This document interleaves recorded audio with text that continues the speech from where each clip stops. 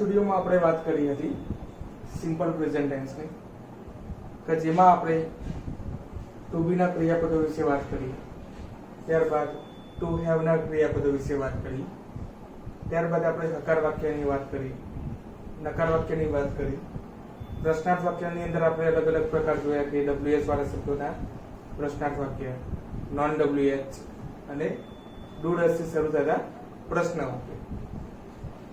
દરેક માહિતી મેળવીમાં અગત્યની માહિતી હતી કે હકાર વાક્યની અંદર ત્રીજો પુરુષ એકવચન એટલે કે હી સી ઇટ સાથે ક્રિયાપદનું એસ કે યસ વાળું રૂપ લાગે છે અને બાકી દરેક કર્તા સાથે ક્રિયાપદનું મૂળ રૂપ લાગે છે. એવી જ રીતે નકાર વાક્યની અંદર ડુ ડઝ પ્લસ ક્રિયાપદનું મૂળ રૂપ મૂકવામાં આવે છે. ડુ ડઝ ક્યારે વપરાય છે? તો જ્યારે કર્તા તરીકે હી સી અથવા તો ઇટ હોય તો તેની સાથે ડઝ અને બાકી દરેક કર્તા સાથે ડુ અને એના સાથે ક્રિયાપદનું મૂળ રૂપ. હવે આપણે જે હકાર વાક્ય ભણ્યા હતા, જે નકાર વાક્ય ભણ્યા હતા, એને અનુસરીને આપણે કેટલાક બીજા સેન્ટેન્સીસ જોઈ લઈએ કે જેના માટે એક્સરસાઇઝ જોઈએ કે જેમ બને તેમ વધારે વાક્ય સોલ્વ કરવાથી આપણો કોન્સેપ્ટ ક્લિયર થાય.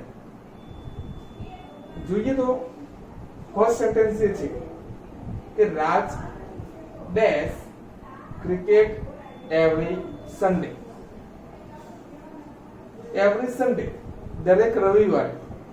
આ શબ્દ પરથી આપણને ખબર પડે કે સેન્ટેન્સ એ છે એ સિમ્પલ પ્રેઝન્ટ ટેન્સ રજૂ કરે છે. હવે આપણને ક્રિયાપદ આપ્યું છે ટુ પ્લે. આ જે ક્રિયાપદ છે એ ક્રિયાપદ ઉપરથી આપણે આ ખાલી જગ્યા પૂરવાની છે. તો સૌથી પહેલા આપણે એ જોઈશું કે વાક્ય હકાર છે કે વાક્ય નકાર છે. તો આ વાક્ય જે છે એ હકાર વાક્ય છે, પોઝિટિવ સેન્ટેન્સ છે. ત્યારબાદ જોઈશું સબ્જેક્ટ શું છે. કર્તા છે રાજ. એકવચન છે કે બહુવચન છે? એકવચન છે. ત્રીજો પુરુષ એકવચન છે, એકવચન છે. સર્વનામ તરીકે આપણે યુઝ કરીએ તો he માં યુઝ થાય છે. તો ત્રીજો પુરુષ એકવચન સાથે ક્રિયાપદનું એસ કે યસ વાળું રૂપ આવશે. હવે જોઈશું કે એસ વાળું રૂપ આવશે કે યસ નું રૂપ આવશે. તો આપણે જે નિયમની અંદર વાત કરી હતી કે કોઈ પણ ક્રિયાપદનો છેલ્લો અક્ષર y હોય, y ની આગળ કોઈ સ્વર હોય, અહીંયા જે છે એ રહેલો છે સ્વર છે, તો એ ક્રિયાપદની પાછળ ફક્ત s મૂકો. તો અહીંયા પ્લે નું થશે પ્લીઝ. કે રાજ પ્લેઝ ક્રિકેટ એવરી સન્ડે. આ થયો આપણો આન્સર અને થયું કમ્પ્લીટ સેન્ટેન્સ. બીજું સેન્ટેન્સ જોઈએ તો વી ડેશ મેંગો જ્યુસ. કે અમે કેરીનો રસ પીએ છીએ. ક્રિયાપદ છે ટુ ડ્રિંક. હવે જોવાનું છે સૌથી પહેલા છે હકાર વાક્ય.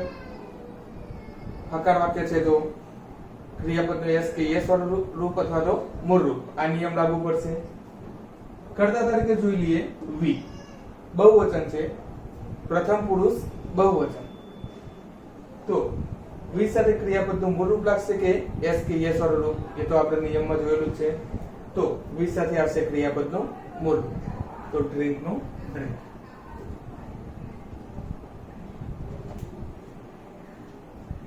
બીજું સેન્ટેન્સ પણ આપણું કમ્પ્લીટ થયું.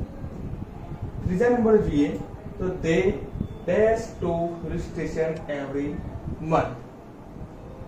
કે તેઓ દરેક મહિને હિલ સ્ટેશન જાય છે. ક્રિયાપદ છે ગો. વાક્ય છે હકાર વાક્ય છે. કર્તા છે દે છે, તો દે સાથે ક્રિયાપદનું મૂળ રૂપ આવશે. તો અહીંયા આવશે they go to hill station every month. તો ત્રીજું વાક્ય પણ આપણું કમ્પ્લીટ થયું. 4 નંબર પર જોઈએ તો અભય ડેશ અ પોએમ.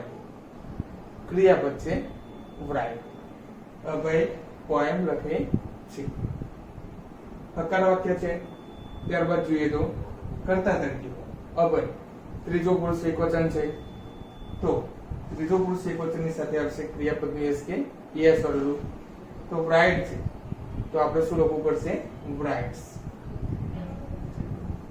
WRITES તો આ વાક્ય આપણું કમ્પ્લીટ થયું કે અભય બ્રાઇટ્સ અ પોઈમ ત્યારબાદ પાંચમું વાક્ય જોઈએ કે you dash not dash to home ક્રિયાપદ છે ટુ ગો હવે અહીંયા જોઈએ તો વાક્યનો પ્રકાર જોઈએ તો સૌથી પહેલા તો નકાર વાક્ય છે કેમ કેમ કે અહીંયા નોટ નો ઉપયોગ થયો છે તો નેગેટિવ સેન્ટેન્સ છે તો ડુ ડઝ પ્લસ ક્રિયાપદના મૂળ રૂપનો ઉપયોગ કરવો પડશે તો યુ સાથે જોઈએ સૌથી પહેલા તો યુ સાથે શું આવશે ડુ અને એના સાથે ક્રિયાપદનું મૂળ રૂપ તો યુ ડુ નોટ ગો નું go to home 6 નંબર પર જોઈએ તો what does he dash છેલ્લે છે પ્રશ્નાર્થ ચિહ્ન આપણને ખબર પડે કે ડબલ્યુ શબ્દથી વાક્યની શરૂઆત થઈ છે છેલ્લે પ્રશ્નાર્થ ચિહ્ન છે તો વાક્ય એ પ્રશ્ન વાક્ય છે ક્રિયાપદ છે લાઈક ગમવું મતલબ કે તેને શું ગમે છે પ્રશ્ન વાક્યની અંદર પણ એ જ નિયમ હતો કે ડુ ડઝ પ્લસ ક્રિયાપદનું મૂળ રૂપ કર્તા શું છે he તો એના સાથે શું આવશે does તો what does ના સાથે ક્રિયાપદનું મૂળ રૂપ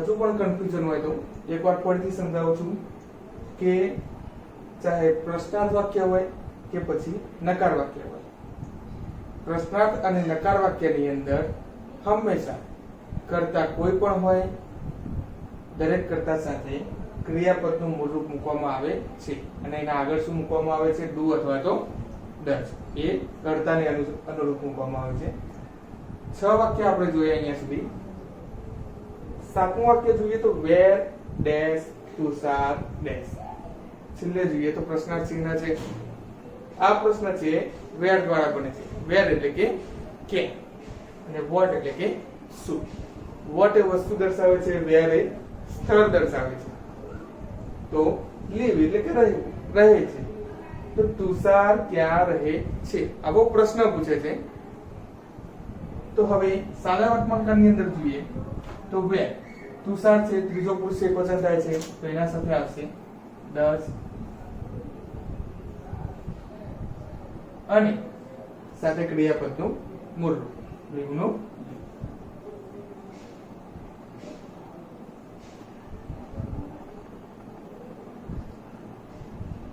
8મા નંબરની અંદર જોઈએ તો અભિષેક ડેશ ટુ લેમન જ્યુસ ક્રિયાપદ છે કે વોન્ટ એટલે કે ઈચ્છવું સાદું વાક્ય છે તો અને કર્તા તરીકે અભિષેક એકવચન છે ત્રીજો પુરુષ એકવચન કહેવાય છે તો ક્રિયાપદનું એસ કે યસ વાળું રૂપ લાગશે તો વોન્ટ નું થશે વોન્ટ્સ વોન્ટ એટલે કે ઈચ્છું કે અભિષેક લેમન જ્યુસ ઈચ્છે છે when does he dash છેલ્લે છે પ્રશ્નાર્થ ચિહ્ન ડબલ્યુએસ શબ્દથી વાક્યની શરૂઆત થાય છે છેલ્લે પ્રશ્નાર્થ ચિહ્ન છે એના ઉપરથી આપણને ખબર પડે કે આ વાક્ય પ્રશ્ન વાક્ય છે when એટલે કે ક્યારે શું સૂચવે છે સમય દર્શક શબ્દ છે તો તે ક્યારે ક્રિયાપદ છે કબ તો તે ક્યારે આવે છે તો જોઈએ તો ડબલ્યુએસ શબ્દથી શરૂ થાય છે વાક્ય તો પ્રશ્ન વાક્યની અંદર સૌથી પહેલા આવશે ડુ ડઝ કરતા છે હી તો એની સાથે મૂકવું પડશે આપણે ડઝ ત્યારબાદ ક્રિયાપદનું મૂળ રૂપ તો કમનું કમ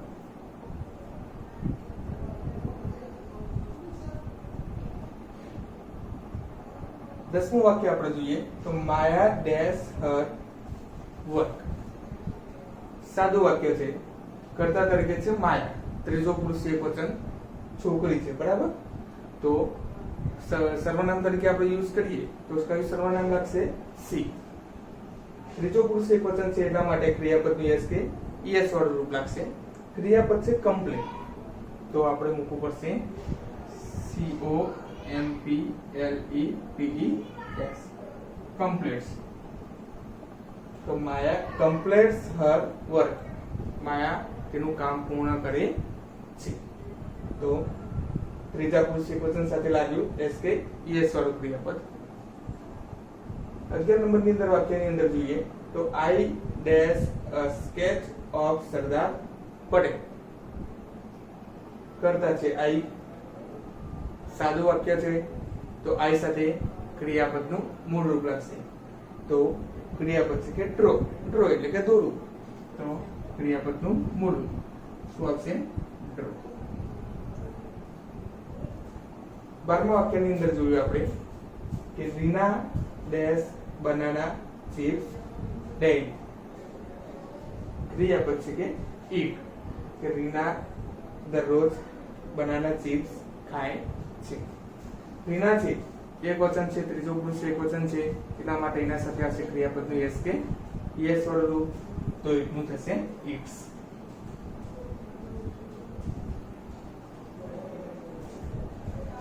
ઓકે, તો અહીંયા સુધી આપણે જે એક્સરસાઇઝ છે એક્સરસાઇઝ કમ્પ્લીટ કરી છે.